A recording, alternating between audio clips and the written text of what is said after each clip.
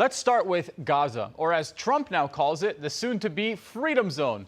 After flattening most of the Gaza Strip, Trump told business leaders in Qatar there's practically no buildings left. So we're not saving something, we're rebuilding something. Trump says that Hamas has to be dealt with before any progress can happen, and called October 7th one of the worst days in the history of the world, not only in this region. And according to him, the U.S. is going to get involved. He didn't say exactly how, just that we should expect something. He's not one-sided, though. He said the people of Gaza are living under rubble, and it's unacceptable. True, but also a strange thing to say, considering it's the rubble from the IDF bombs with U.S. backing.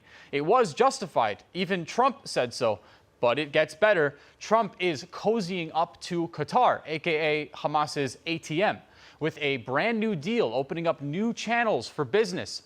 It appears to me that the only way that this deal will live on forever is if Qatar takes a step back from Hamas. It might be easy now for Qatar to play both sides, but in the future, Hamas's ideology, or Islamic ideology in general, will not live with Trump's plan for the Middle East. So Qatar might end up in a very interesting spot, or Trump is going to learn what Islamism is the hard way. So now we're learning more about the freed hostage Edan Alexander and what he went through, and it's quite awful, though exactly what we expected. According to his father, Edan was taken, cuffed, and interrogated, blindfolded, beaten, and tossed in a tunnel. At one point, the tunnel even collapsed on him. He injured his shoulder trying to survive.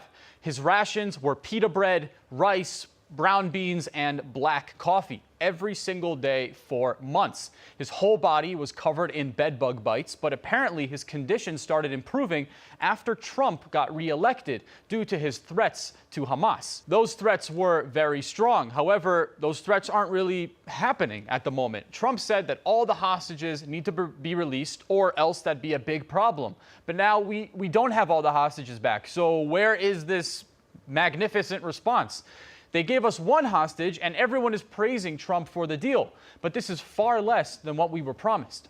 Anyway, after Trump's election, Edan was moved to a tunnel with slightly better conditions, cleaner, less crowded, and he even started receiving more food. And the family, they thanked Trump, they thanked the U.S. envoy Steve Witkoff, they thanked the Shabak, though his leader, the Shabak's leader, took somewhat responsibility for October 7th in the first place, but they did not thank Netanyahu, and that triggered a massive media meltdown. But Edan is home, and that's something that should be putting a smile on all of our faces. Trump's tour of the Gulf continues, and he's handing out deals like candy, massive weapons agreements with Saudi Arabia, drone tech and aerospace contracts with Qatar. Even Syria's new strongman got a handshake and a sanctions lift. Potentially, Saudi Arabia might receive fighter jets from the U.S., and Israel is not happy about it, and it's quite obvious that this is a bad idea unless Saudi Arabia joins the Abraham Accords. So let's see. And yet, somehow, Israel, the one country under daily attack, is expected to clap politely from the back row. Trump didn't visit Israel on this trip, and there's a reason for that. When asked about the optics, Trump said this is very good for Israel. Oh, is it? Because Israeli leaders aren't exactly cheering. Netanyahu reportedly begged Trump not to lift sanctions on Syria, but he was ignored. Now Syria is hinting that they aren't opposed to joining the Abraham Accords and also wants to build Trump Tower Damascus. Qatar, still funding Hamas, still holding Hamas leaders. Iran, still enriching uranium. And Trump's response, he says, we're close to maybe some sort of deal. They sort of agreed.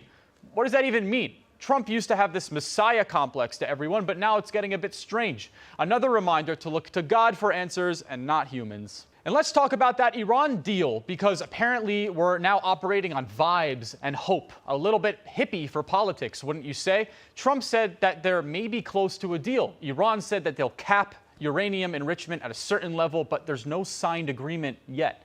No inspections, no enforcement, just a verbal, trust me, bro. This is right after Iran's foreign minister called U.S. criticism of Iran deceitful, and after Tehran publicly reaffirmed its support for Hamas and the Houthis. And somehow Trump still insists that this is progress. Let's be clear, if Israel blinked near a nuclear site in Iran, the world would explode in outrage. But if Iran says, okay, we'll just enrich with a little bit less uranium, the press calls it diplomacy. Right. The IRGC must go. The people of Iran don't even support them, not nearly on the level that the IRGC wants you to believe that they support them. The further outside Tehran you go, the more modern Iran feels. Kids live normal lives, love the U.S., even love Israel, and are dreaming of the Islamic regime toppling so they can go back to their freedoms. Let's see what happens.